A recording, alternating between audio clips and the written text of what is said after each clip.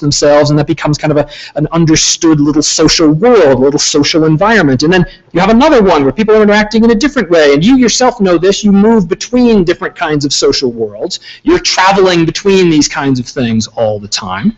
There are ways that I would suggest that that's actually international relations the way I would understand it. You moving between different worlds, the world of the university, the world of the family, the world of the political sphere. There is something of the international about that in terms of that boundary crossing, right? So, big field. This is why I think Harry Potter fits, right? Because more people learn about otherness and politics from reading Harry Potter than they do from taking introductory political science classes.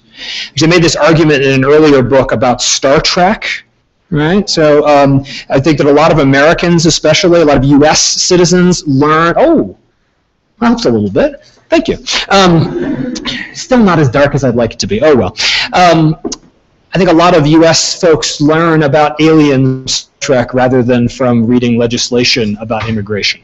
Right? So there's ways in which these worlds kind of transact and are always in collision with each other. I think that's a perfectly legitimate thing to study. All right, so big empirical field, lots of different things that we can sort of look at. What, pray tell, does any of that have to do with philosophy of science, philosophy of knowledge, and epistemology? Well, this is the International Studies Quarterly Journal. This is the main journal of the International Studies Association. I don't just put it up there because I'm one of the associate editors at the moment, but I also put it up there because this is the peak journal of the association. And when they founded the association, they were very deliberate. They did not call it the International Relations Association. They wanted it to be broad. So you have International Studies Quarterly. That's the big journal. And the thing that's interesting about international studies as a journal and international studies as a field is that it's not a discipline in the traditional sense. Right? Political science is a discipline. Economics is a discipline. Sociology is a discipline. How do we know those are disciplines, besides the fact that they often have departments named after them? Well, because people who do economics, who are trained in economics, have a sort of rough similarity of how they approach things. It makes sense to say an economist's view of something. It makes sense to say a sociologist's view of something. Does not make sense to say an international relationsist's view of something. You can't even say the word, right? It doesn't come out properly. I don't think that's an accident, right? International studies is not a discipline with the same kind of consistency. And the only way we can understand this diversity, I think, is by spending a little bit of time reflecting on what it means to know things in this kind of interdisciplinary field. International studies encompasses lots of different disciplines. I mean, I mentioned three, right? I mentioned political science, economics, and sociology, but there's others, right? There's geography that contributes to what goes on in international studies. There's now, interestingly, there's work on sort of neuroscience that seems to be making its way into international studies. There's environmental science, right? There's a whole lot of other things that are coming in to wrestle with these problems. So international studies is not a discipline, it's an interdisciplinary field, it's got a lot of different things, which means that these different disciplines are bringing different ways of knowing into the mix. And part of our challenge as international relations students and scholars, as international studies students and scholars, is to try to figure out what to do with all of that diversity.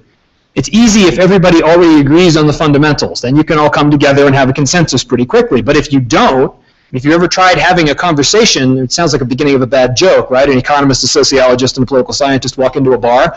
I mean, but seriously, I mean, we do this actually. It's called conferences, and people go and talk in the bar, and then they sort of try to describe what they're doing. The way economists see the world and the way sociologists see the world are not necessarily the same. So how do we deal with that diversity? How do we deal with that? How do we cope with that? How do we cope with this throughout international studies, because it is a place in which all these different kinds of disciplines meet?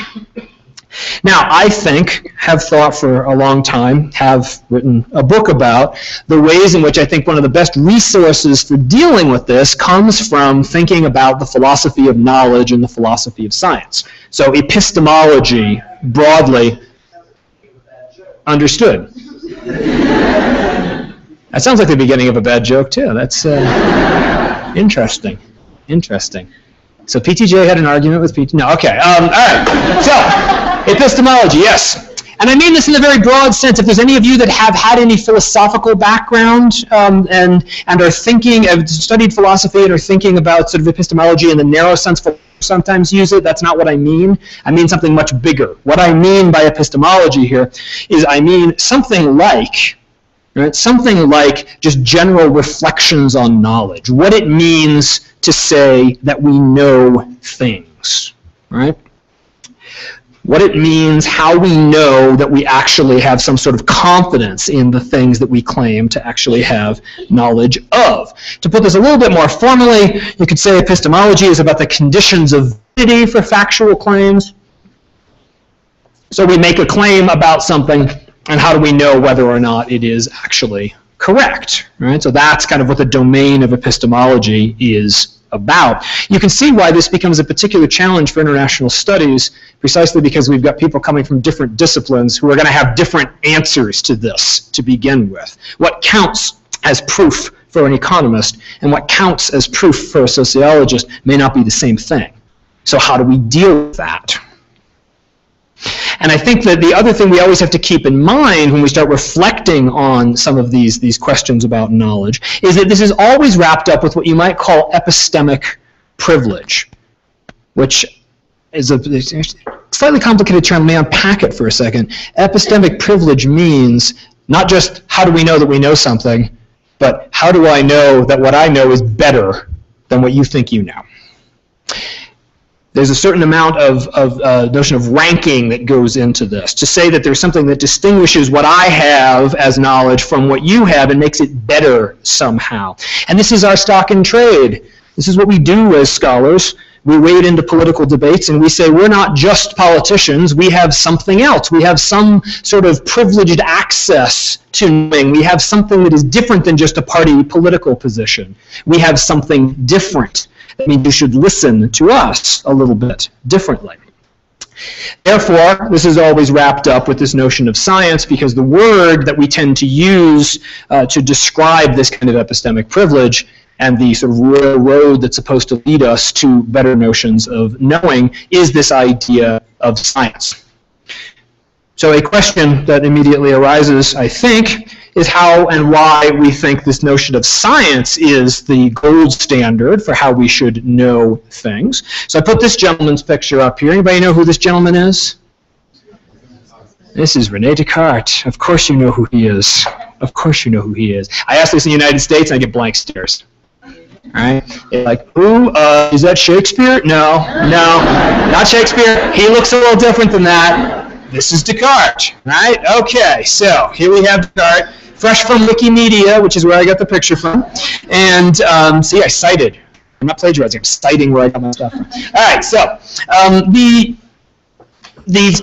historical, cultural endowment that gives us this notion that science is a privileged way of knowing things comes from what you might call the Enlightenment project, right? This idea that we can sort of solve problems by putting them on the basis of reason alone, and Descartes is obviously a major figure in this. It's not all Descartes' fault, but it's partially Descartes' fault. This idea of searching for absolute certainty by doubting things, right? And coming down to the thing that absolutely is certain. So the idea of science, the idea of putting everything on the basis of reason alone was to say, let us dispose of doubt, let us have something absolutely certain, which is also fundamentally secular and connected with various other sorts of changes that are going on in Europe in the 17th century, right? So this idea that we can find an absolute floor on which to put things. Science comes to mean that. It comes to mean that notion of certainty. So resolving these problems of doubt. This idea that if one is scientific about things, not only will we be on the royal road to having valid knowledge, but that science is in fact the only way of guaranteeing that your knowledge is valid. Now, of course, since everybody sort of, or a lot of people who recognize Descartes, do undoubtedly know that there are some puzzles and problems with Descartes' articulation of this. The most famous one being, of course, that in order to solve the problem of how to know we know things exist, Descartes has to invoke God, and that works reasonably well in a situation in which everybody is already a religious believer, but then as rise of secularism in Europe, you end up with people doubting this as a solution, you have a problem. Because what you have with Descartes is you have the existence of autonomous knowing individuals, but then you don't have anything else. And so you end up with a situation that the philosopher Richard Bernstein refers to as Cartesian anxiety, where everybody knows that they exist and they don't know anything else. And so you end up with lots of problems, increased anxiety and doubt about exactly what we know about the external world and on what basis we know it. Science is supposed to solve this problem, right? Doing scientific work is supposed to solve this problem and complete this Enlightenment project. And the folks who then kind of take up the banner of this afterwards are the folks who are doing philosophy of science. I'm skipping several hundred years here because I need to get up to the stuff that's a little bit more current. But we end up with people reflecting on these Cartesian problems for several hundred years and engaged in this activity called the philosophy of science, in which they look around and they say, you know, we must know something about the world because there's all these experimentalists out there that are doing things, and it seems to be working. So we must somehow be in touch with reality. So we must somehow actually be solving these Cartesian problems. So how exactly are we doing that? Philosophers of science would come in and try to articulate what the method was. How does science work? What is the logic of scientific practice? Which is important because it means that what philosophers of science are doing is not looking at something and saying, how can it be a science? They're looking at something that's already successful empirically and saying, all right, what makes it work? Which means that philosophy of science comes after science that is successful. That's important, because then when people start trying to apply this over into political science, international relations, international studies, it's not exactly as if we have airplanes that fly in international studies that have to be explained. Something changes when people start applying philosophy of science outside of something that's already thought to be a successful science. Philosophers of science are following along after all these great experimental works and saying, all right, what makes it tick? What is the logic here? How does that actually go? And the point, as far as they were concerned, is that if you follow after what makes science successful, you'll get a clearer explication of how you should be doing your empirical work. You will end up with the ability to diffuse certain kinds of indefensible claims about knowledge and certainty. My favorite one being the idea that statistics prove things, which is, of course, not true. That's not what statistics do. Statistics simply show you that a particular hypothesis is unfalsified over a given population. That's not the same thing as proving it. Indefensible claims about knowledge, knowing where knowledge stops, knowing what its limits are, is one of the possible benefits of this sort of philosophy of science exercise. And the one that's perhaps most relevant immediately for international studies, which is the misuse of the word science as a way to avoid engaging arguments that you don't like. And one finds this actually distressingly often within international studies scholarship, because, as I said, it's characterized by people coming from different sorts of disciplines, and what they do, right? Scholars will come and they'll say, you know what, that thing you're doing over there, that's neat, but it's not science. What I'm doing, that's science, which is sort of just a version of, you have opinions and I have facts. Of course, but everybody thinks that. So simply saying that doesn't actually solve the problem. It just is the problem, right? It doesn't resolve the issue. And so the idea of philosophy of science, or investigating philosophy of science, is to try to say, okay, how can we stop some of these things from happening? How do we stop this abuse of these different ways in which people would try to shut down rival arguments by just like throwing science at them? And this is particularly important because, and I'm not going to go through the whole derivation of why this is the case, but I'm going to just sort of give you the results of this and then use that as a launching off point for the next part of what I want to talk about. If you actually do any serious reading among philosophers of science, you will quickly discover that there is no such thing as a single uniform definition of what it means to be scientific. It just doesn't exist. There is not such a thing. It is not possible to point to a group of people doing philosophy of science and say, they have consensus and that's what science is. Because for every consensus you point to, there's another group of people, usually people who are arguing with them at conferences, are people saying, no, we think this is what science is. There is no settled version of this. And if you actually take this group of philosophers of science arguing amongst themselves and throw actual practicing scientists into the mix, you get even more divergence. because most practical scientists would tend to agree with the Nobel Prize-winning physicist Richard Feynman, who once said that philosophy of science is about as useful to scientists as the study of birds, ornithology, is to birds. So they don't need it, so why would they pay much attention to it? But if you actually look among philosophers, you would discover that there's not a single definition. Instead, you have a much more plural, broad understanding. There's no single unified logic of scientific inquiry.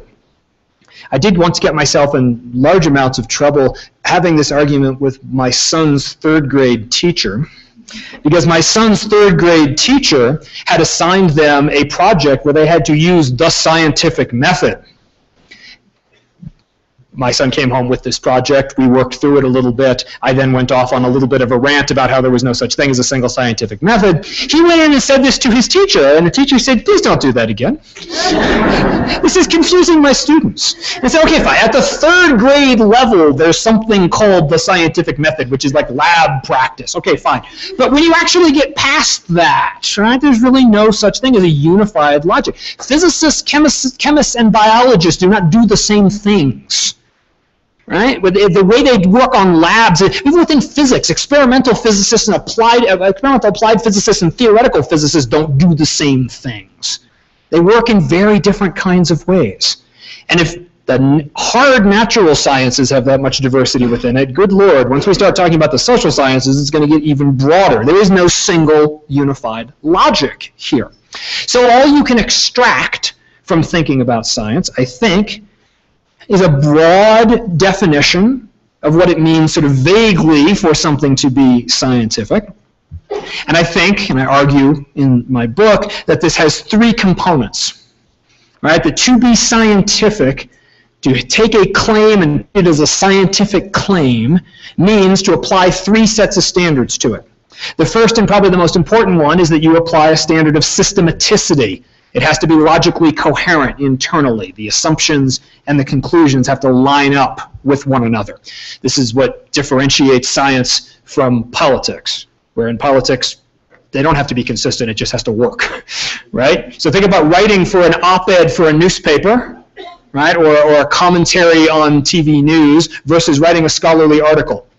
And writing a scholarly article, if it's not consistent, somebody's going to call you on that, and you're probably not going to get published. But if you do this on the news, hey, if a lot of people go up in the opinion polls, then everybody's going to say that was great, that was a wonderful speech. And of course, any of us with the scholarly mentality or the scientific mentality are going to think, but wait, but that didn't actually make any sense. You just threw out a bunch of words. It didn't actually hang together. Doesn't matter. Science is the standard of it hanging together. Politics is something else. Now, there's a second sort of criteria that I think is very important whenever you talk about a scientific claim, which is the idea that if I make a scientific claim, it has to be subject to some kind of public criticism so that it could be improved. So I'm going to throw something out, and it's not self-sufficient. It's there. It's always provisional. No such thing as a final scientific answer. I throw something out. This is as good as we can do right now. Other people are going to critique it. It may get better in the future. We may totally overturn our understanding of things. You know, I learned Pluto was a planet when I was a kid, and now Pluto's not a planet anymore. I mean, stuff changes because now we have better understanding. This idea of progress got built into what it means to be a scientific statement, which is very different than, say, the world of art, in which one throws out an artistic expression of something, and that's that. You know, I mean, is a Picasso better than a Monet? I don't know. Depends what you like. I mean, it's not you can't say Picasso somehow critiques and makes progress on Monet. I mean, it doesn't work quite the same way. So, something that differentiates science from that kind of expression.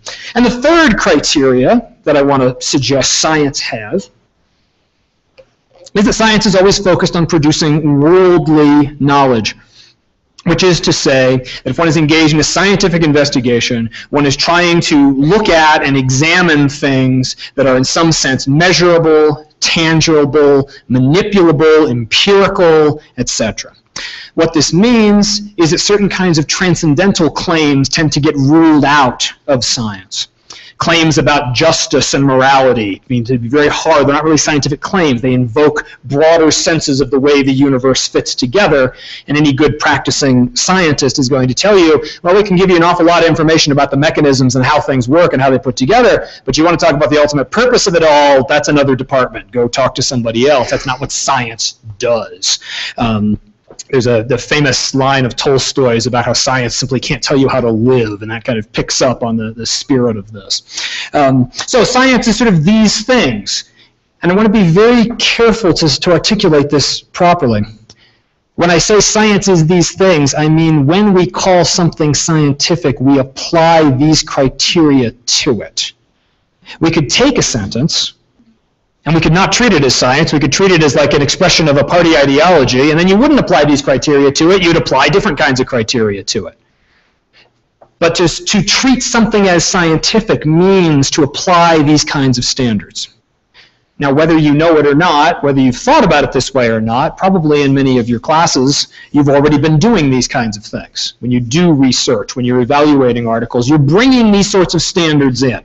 All I'm trying to do here is maybe give you some terms for trying to describe this, some ways of making this a little bit more concrete. Now, there is a lot of room for variation within here. There's lots of different ways of being systematic. There's lots of ways of subjecting things to public criticism and improvement. And there's lots of different ways to have knowledge be worldly. There's a lot of different conceptions of what is in the world. And there are lots of different ways to organize this. But what I want to do, and I want to do for the remainder of the time I have here, is I want to suggest to you that that account of science points toward what we might call a double diversity of international studies. There is, first of all, the diversity of ways of knowing that are scientific. There's plurality within the notion of science. There are lots of different ways of having systematic public worldly claims. I'll talk briefly about some of those, right? Different kinds of methodologies is what I'm going to call those. But there's another kind of diversity, and I've already sort of signaled that by talking about these criteria of science and what they leave out. There's another kind of diversity that I think is relevant for international studies, which is the idea that there are forms of knowing that go beyond and outside of science. There are useful ways of knowing that aren't systematic, public, and worldly. And I think that probably a field of international studies that actually purports to be as global and expansive as it claims to be needs to have room for those things in it as well. So two kinds of diversity. Global international studies has to have both of these things, which means, yes, studying Harry Potter should be a legitimate part of international studies. So let me talk a little bit about these two ways of diversity. Diversity within science, within this notion of systematic, public, and worldly. How do we go about doing this? The terminology that I like to use to talk about these things is what I call philosophical ontology, largely because it's an unfamiliar term, and so I want to try to distance people's normal way of thinking about these things. I think that you can talk about and organize the diversity of ways of being scientific by thinking about the sort of hookup between the mind and the world, how the mind is plugged into the world in various ways. This, of course, was one of Descartes' main things that he was really concerned about. His answer didn't turn out to be very good. Lots of other people have proposed different sorts of answers, and I think those are a useful way of organizing how we might go about thinking about some of these questions in international affairs. So, I'm going to do two distinctions. There's a distinction between what you might call philosophical ontological dualism and philosophical ontological monism. The way I'm using these terms, I'm distinguishing between dualism, where the mind is in here and the world is out there, and knowledge is somehow about crossing that gap. Somehow the mind has to get outside of itself and draw a good picture of the world and like bring it back someplace, and we've got to figure out how we cross the gap between things. That's a dualist approach to thinking about knowledge. But there's also a monist approach to thinking about knowledge, in which the mind is not separate from the world, but is part of it. You might think here, if you're trying to get a handle on like what a monist approach to knowledge production might be, think about participant observation research. Think about the kind of work that people do where they're embedded in communities and generate knowledge that way. It's not, I'm looking at it from the outside trying to get a sense of it, but I'm in it. I'm part of it. The mind and the world are continuous in various ways. So that's one distinction that I think is helpful. There's another distinction that I think is helpful, which is even crazier set of terms. I distinguish between phenomenal and transfactual. This is actually a distinction that comes out of a particular philosophy of science associated with a guy named Roy Bhaskar. If anyone has done any, well, if anyone's ever done any reading in Bhaskar's philosophy of science, you have my sympathy. Because Bhaskar is not the easiest person in the world to read. He regularly wins the philosophical award for having written the least comprehensible sentence in English. So he does. He wins. There's an actual thing. You can Google this. He wins this award on a regular basis. See some of the award-winning sentences he has, and scratch your head.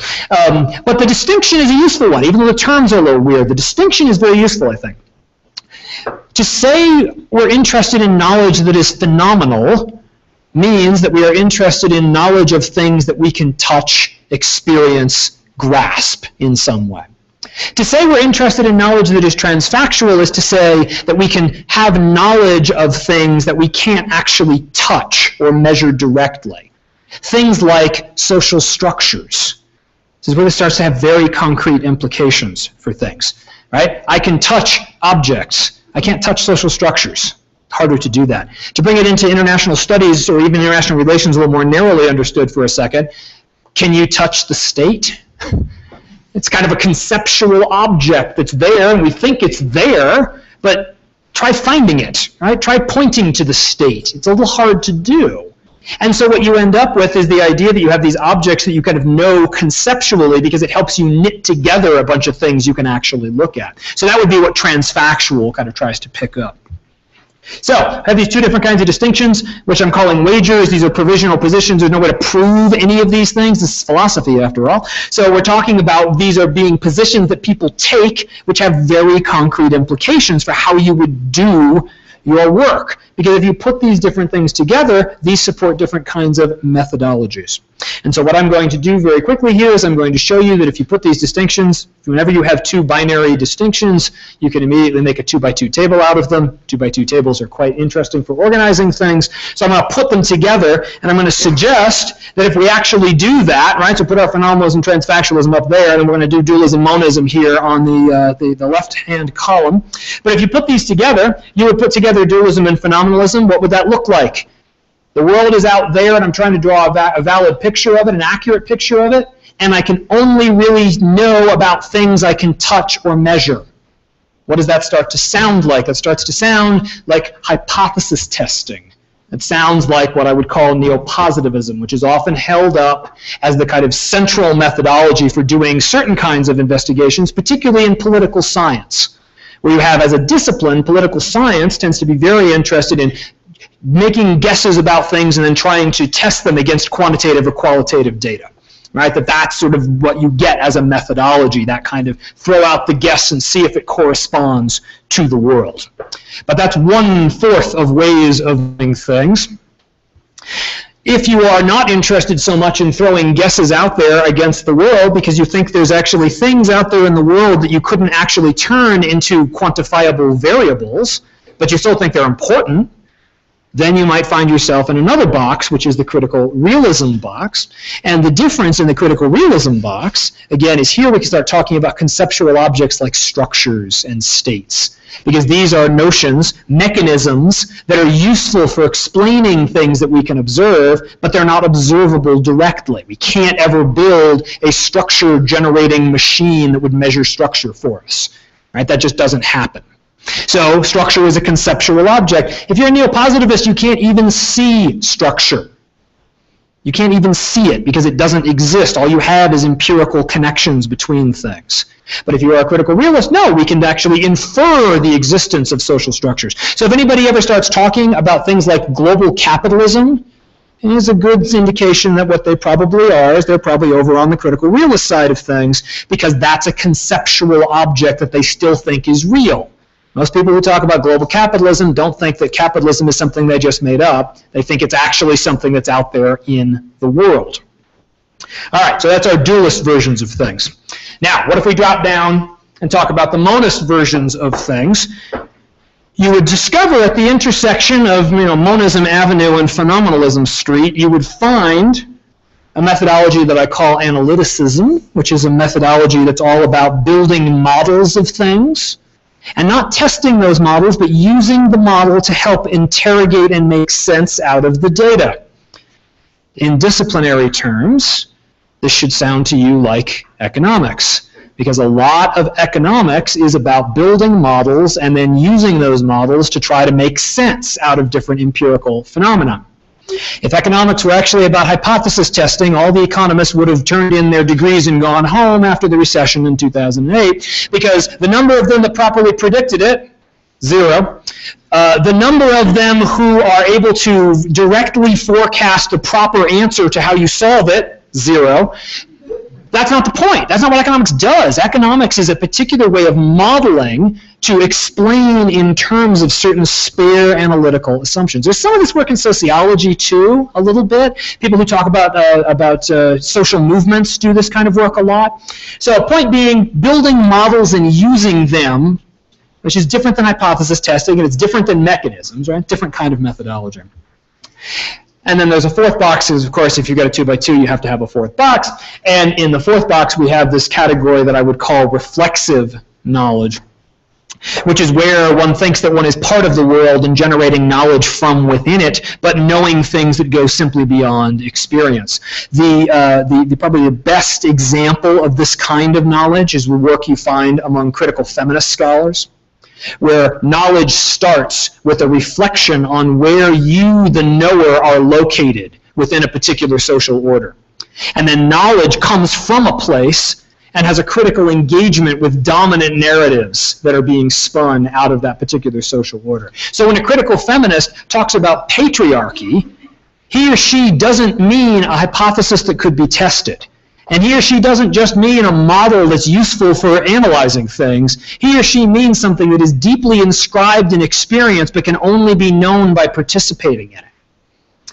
That's a very different stance on knowing, and it's going to lead to different kinds of projects. Now you end up with these weird potentials for confusion. If you think somebody's sort of doing something in one box and they're actually doing something in another box, you can imagine how disconcerting this would be. Now multiply that by about 100 and you will end up with the disconcerting feeling that international studies scholars sometimes have when we have articles that are written in one or another of these methodologies, and we send it to journals and it gets reviewed by people who think it's supposed to be something else. So you construct a model of discourse analysis that's an analytical approach to things, and somebody asks you what your dependent variable is. And you say, well, this doesn't make any sense. This is a different mode of knowing. I'm going in a different direction. It has its own set of standards, but why are you trying to push me into this box rather than into that one? So not recognizing epistemic diversity leads to an awful lot of confusion. Leads to an awful lot of people trying to recode and misunderstand each other's work. And if you think about stuff you've looked at in classes, you've probably seen examples of this, right? You've seen instances where people are really doing one thing, but then their critics think they're doing something else. And that sort of misunderstanding makes it very difficult to grasp sometimes. Now, let me make this even a little bit more concrete for you. What is the point of this? What are the implications of this kind of diversity in terms of actual, what we do when we're actually studying international affairs?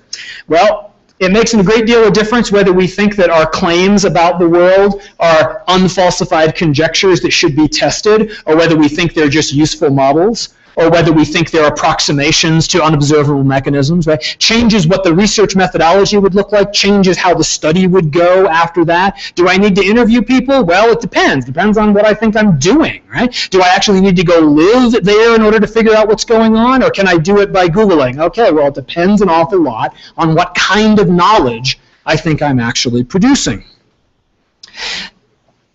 Very much the same if I'm thinking about how I evaluate claims. I have a claim, what should I do with it? Do I treat all my claims as a hypothesis? Do I treat my claims as something that I can use to spin a compelling narrative account around? Do I have to take it into a laboratory to see if those mechanisms actually exist? I mean, you get these claims now about, it's interesting, I don't know if this is happening here, but certainly within US political science at the moment, you're getting all these people putting forward these claims about how certain genetic dispositions make people liberal or conservative, which I think is kind of crazy, but this is what they're doing now. They're sort of looking at this. And it matters an awful lot whether you think you have to go into a lab and test this, or whether you can just do this by large-end statistical analysis. because you get very different results. If you do it by large-end statistical analysis, it looks like there's a positive correlation. If you do it in the lab, you discover that genes don't express themselves as liberal or conservative. And it just doesn't happen that way. So it matters, like how you cash the claim out matters. Right? And the final thing that I think is actually very important in terms of the implications of these sorts of philosophical notions for thinking about science is how you go about explaining things causally. And we all want, in many ways, causal explanations for things. We all want to know why something happened and how we could make something else happen, so we want a causal account. But it matters an awful lot whether causation needs a general law-like thing that everything can be subsumed under, whether causation is all about imagining counterfactuals about how things might have turned out. You know, think about scholarship on World War I. Right, some people would say, in order to explain the First World War, we have to subsume it under a general law about wars. Other people will say, no, in order to explain World War I, you have to explain why World War I happened in 1914 rather than happening in 1912 or 1917. Those are two very different approaches to thinking about how you would explain things. So there are implications of these philosophical positions for how we do our work, for how we read other people's work, for how we understand what knowledge is in international studies. And that's one part of the diversity that I talked about.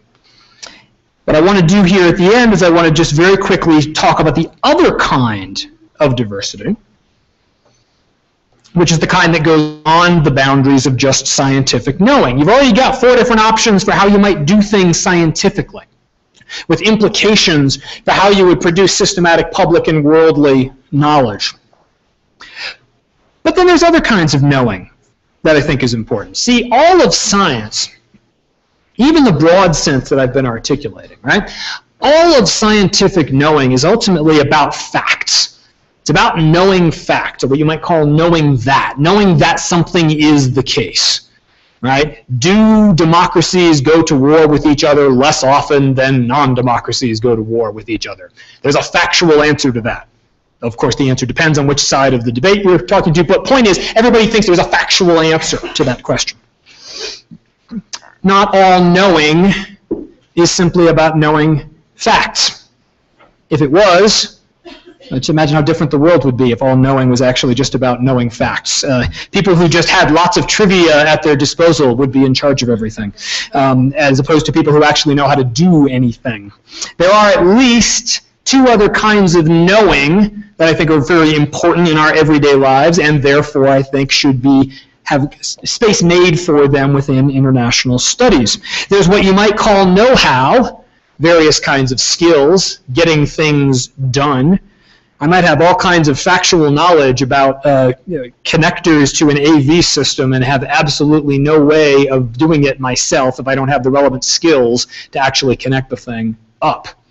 So facts are not always necessarily the kind of knowing that you need. Sometimes you actually need the skills to produce some outcome. And then there's a third kind of knowing, right? The sort of judgment knowing, the knowing from within, knowing what's appropriate in a particular context, right? None of those 2 aren't in the science box. Those 2 aren't the kinds of knowing that you can achieve by simply having facts at your disposal. Those are different kinds of things. And I'm going to show you in a second, they're very present within international studies. They're very present within international affairs, particularly once you get outside of just the formal realm of interstate relations. And we need some way to deal with those.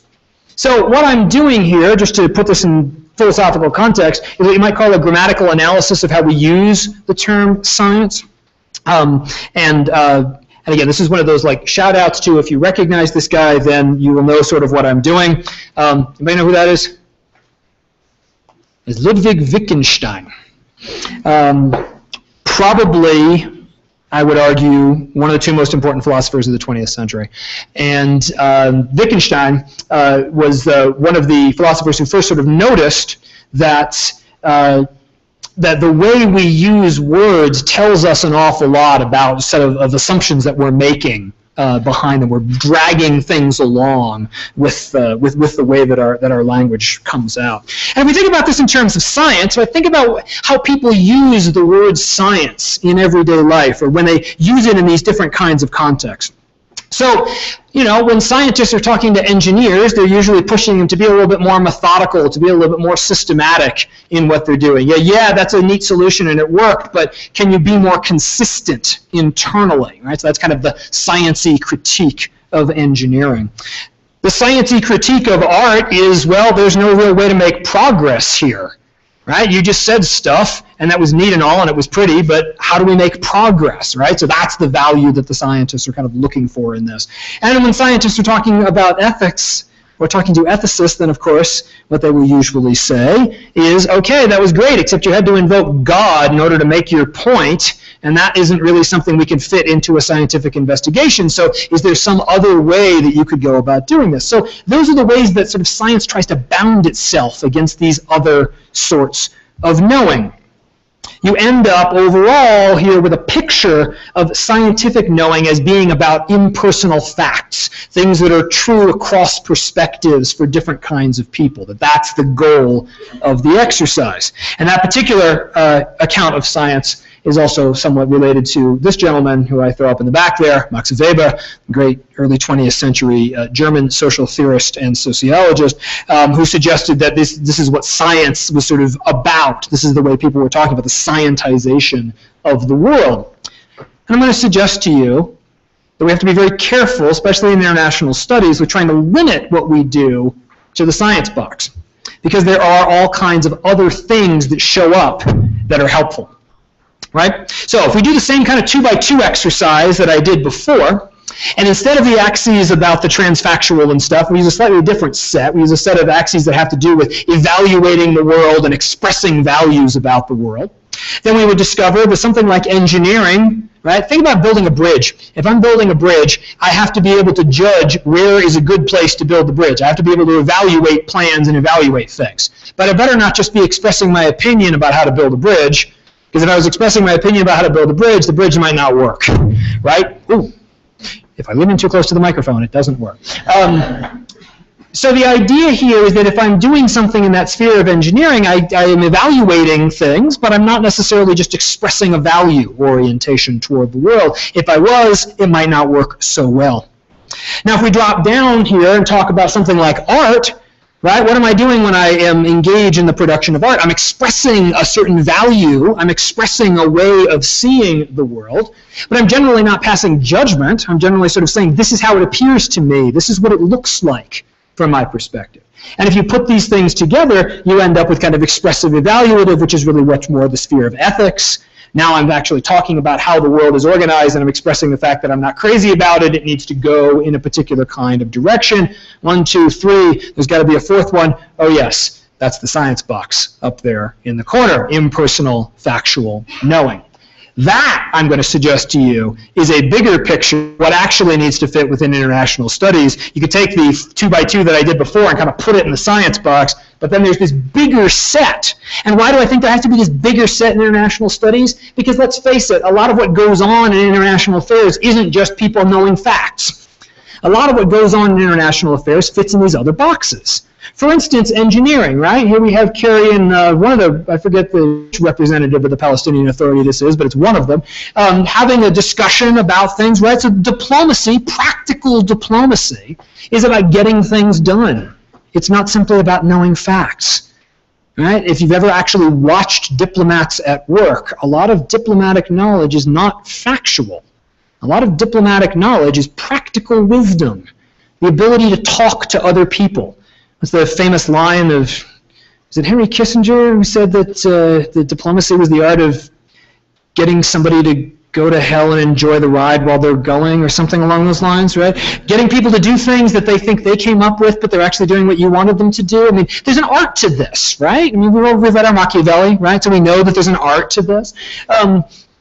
It's not science in the factual sense. It's about practical knowledge. And you know how I know it's knowledge?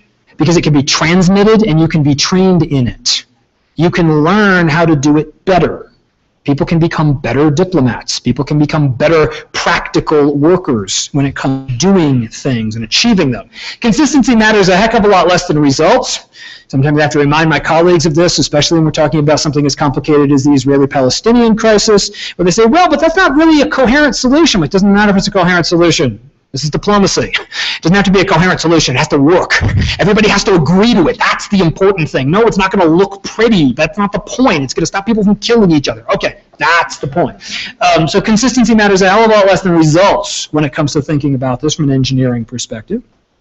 Diplomacy, I think, and a lot of diplomatic knowledge is wrapped up in this kind of practical wisdom, but also other kinds of local unsystematic knowledges, right? The local knowledge of how to go in particular places, right? If you've visited foreign cities and people seem to know where they're going, and you look at the map and you actually try to use the map to navigate, and you sort of realize that actually using the map to navigate might not be the best thing to do, that other people know other ways of doing things, and they have this sort of local knowledge. You can't really sum it up. It's not a science, but there's a practical way in which people sort of get by. In some ways, my favorite example of this is if you ever go to Istanbul, and if you go to the marketplace, one of the Grand Market or something, and you go in and you see a price on an item, and what I would normally do is seeing a price on an item. Here I am raised in the United States. I look at a price on an item. I say, oh, okay, and I pull out my wallet and I count out that much money, right? Because that's what you do. It's a price, and you use it. No, if you don't bargain, it's an insult. You have to bargain. And if you don't bargain, then they're going to actually come back and try to raise the price. It's going to get very, very messy. So this is very uncomfortable for me the first time I ever had to do it. I was like, I can't do it. It took me several tries to sort of work up to it. But there's this really great necklace that I wanted for my wife, and I said, okay, I could do this. So I went in, I made a little checklist for myself, like, okay, so I'm going to go in, I'm going to offer 50% of the market price, and then I'm going to come up a little bit more, and then I'm going to turn around and walk away and let him call me back. And then I'm going to because I'd watched, me being a social scientist, I'd watched this happen for like an hour in the marketplace. And I was like, oh, all right, so here's my guess. So I went in and I tried it, and it worked. And I did it, and I was pleased until my Turkish friend then told me I'd been totally ripped off because I went up way too high, and the guy probably would have gone down about another 30-40%. And I said, how did you know that? And he kind of shrugs his shoulders. That's practical knowledge right there, right? The shrug, it would have worked. I know it would have worked, and it probably would have, right? But that's not systematic in quite the same way. Local, unsystematic knowledges like that, I think, have a space within international studies. Questions of art, I think, have a space within international studies. Anybody read this, Persepolis? It's this marvelous memoir of this young girl during the Iranian Revolution. She's actually going to, we're very fortunate, we're getting her to actually come to American University and talk to some of my students in a few weeks. You look at this and what goes on when we talk about art and the international, right? Art is about expressing a certain kind of vision, and works like this express a certain vision of politics, right? They sort of give you a way of seeing. Now, it's very hard to evaluate progress because it's art we're talking about here, so progress is not really the main goal. Instead, when you're talking about artistic expressions, we could talk about the way in which politics is represented. In my science fiction and world politics class, we spent an awful lot of time looking at how different sci-fi authors conceptualize things like war and conflict and alienness, and we use their texts as theoretical texts and say, what is actually going on here? So there's representations of politics, but of course art can also be itself a political representation. And so there's a way we can read the politics of particular artistic expressions without having to turn that into a scientific study. Right? So there's a way in which I think there has to be space in international studies for talking about and even producing art. Right? There's a commentary on international affairs. And finally, well, you all know who this is. Finally, I think there has to be room when we do international studies for thinking about the ethical, which is to say what should be, thinking about the normative aspect of things, which, as I said, is something science is deliberately very bad at. This is not what science does. Science doesn't answer should questions. That's just not how it works. Ethics does express a certain kind of point of view. It has to. There has to be a kind of a value commitment that drives the evaluation, but also there's an evaluation of what we actually have. Are we making enough progress towards certain kinds of justice? Are we addressing certain kinds of issues in an appropriate way? I mean, it's not an accident that I put the Pope up there because, right, there's a famous comment, Stalin's famous comment during the Second World War, right? The Pope shouldn't have a place at the table. How many divisions does the Pope have? You know, your classic political realist notion of the only thing that matters is how many troops you've got. But there is a way that there are these ethical phenomena, these ethical actors in the world that are doing things. I mean, you know, when he gets off and says something, it has effects. It does things in the world. And it doesn't do things in the world because it compels people in a materialist way to do it. There's something else that goes on. There's sort of ethical force to these kinds of pronouncements. And in fact, there's another example that I'll give you, which I couldn't find a good picture of. You know, we have international law, right? You've heard of this. And so we have international law, and you know that there are many different sources for international law that are recognized by different international legal bodies. You know that one of the sources that's actually recognized for international law is international legal scholarship. It is entirely possible for something to become international law by international legal scholars debating and deciding that something has become international law. So there's a blending of the scholarly world and the efficacy practical world, which of course if you were just sticking to the science box, you'd throw your hands up in horror and be like, no, no, no, no, no, you can't mess with the experiment, just run the experiment. The international lawyers say, no, no, no, that's not what we're doing. Ethical critique is itself a certain kind of knowledge practice. They can't just make things up, but there's a way in which there's a direct connection there that leads to a kind of evaluation of what we actually have. Yes, this opens the door for various kinds of theologies and secular theologies. Why shouldn't we have these international studies? These are practical things that people utilize in the world. Why shouldn't we also have space for that within international studies? So, to pull it all together, what does global knowing actually mean? Global knowing means that we have, in the first instance, different flavors of science. You know, choose your flavor, figure out what you're doing. How your facts are being established and what it means to have facts. What kind of explanations you have and how your explanations unfold. And just parenthetically, I want to say, it's not always the case that a particular person just lives in one of those science boxes. It can change from project to project. Depends on what kind of question you're asking and how you want to answer that question. Just because you happen to use large-N statistical techniques for one question doesn't mean it's always the right tool for answering every question you might have in the course of your life. So, diversity within science, and then a broader set of things, a diversity beyond science, other modes of knowing about things that are within this big definition of the international for encountering difference across boundaries, different ways in which we might actually do that. How do we adjudicate between this stuff? Well, it all depends on what we want to know for. It all depends on the question we're asking and what it is we want our knowledge to do for us. Science is a very useful thing if you want to know certain things.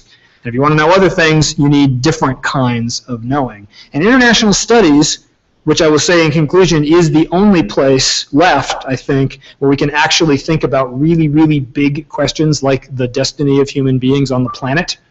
I mean, it's big, right? International studies are the biggest arena, right? Until we get to intergalactic studies, which, you know, that'll come later. But for now, international studies is big, right? It doesn't get much bigger than that.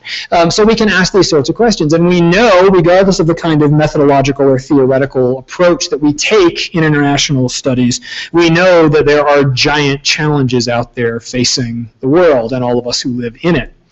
And since we don't have a good, clear answer as to which one of these approaches is going to be universally the best, I'm going to suggest that we be very cautious about ruling out any of these things, and that we instead make sure that we keep ourselves attuned to diversity, to the different kinds of ways of knowing, because that will maximize our chances of actually perhaps coming up with some useful solutions and useful ways of meeting some of those challenges. And on that note, I believe I will end.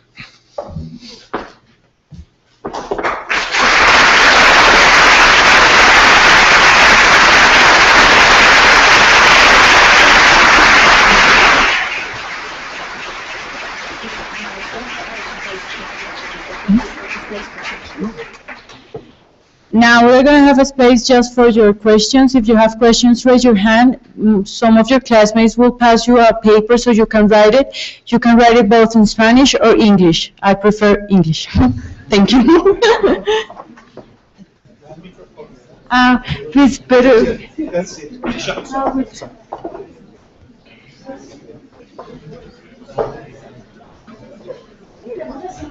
Sí, para que lo escriban.